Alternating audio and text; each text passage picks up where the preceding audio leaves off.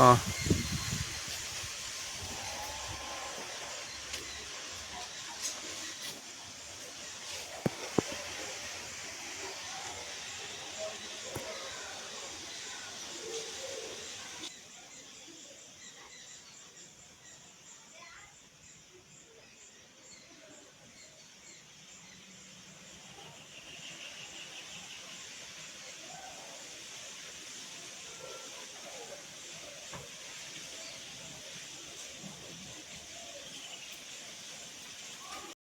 তোমার পেଟ ଫେଟ କାମୁଡ଼ିଲେ ହେଲା ଯଦି ପେଟ କାମୁଡ଼ିବ ଆମର ପାଇଁ ପତ୍ରରେ ଗୋଲମରିଚ ଦୁଇଟା ମିଶେଇକିରି ବାଟି ପିଇଲେ ତୁମ ପେଟ ଝାଡ଼ା ଭଲ ହେଇଯିବ ହେଲା।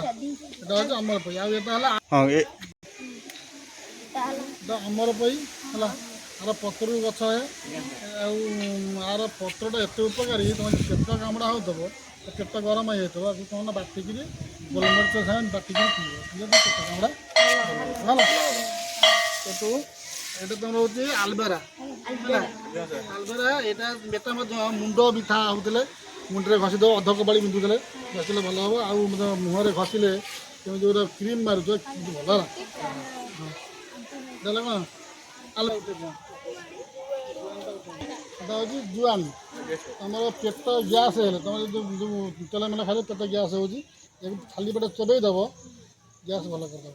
ଏବଂ ଇଏ ମଧ୍ୟ ତୁମ ଉଖୁଡ଼ାରେ ପଡ଼େ ଉଖୁଡ଼ା ଯେଉଁ ହଁ ନା ସବୁ ସେମାନେ ପିନ୍ଧେ ଉଖୁଡ଼ା ତା ଦେହରେ ମଧ୍ୟ ଆର ରସ ଦିଆ ଖାଇଲେ ତୁମକୁ ଗ୍ୟାସ୍ ହେବ ନାହିଁ। ଏଇଟା ବହୁତ ଔଷଧୀୟ ଗୁଣ ଆର।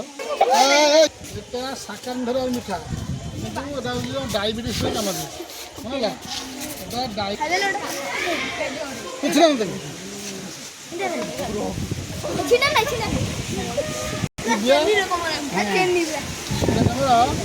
ଡାଇବେଟିସ୍ ରୋଗୀ ଥଣ୍ଡା କାଶ ହେଲେ ନାଇଁ ଥଣ୍ଡା କାଶ ହେଲେ ମୋତେ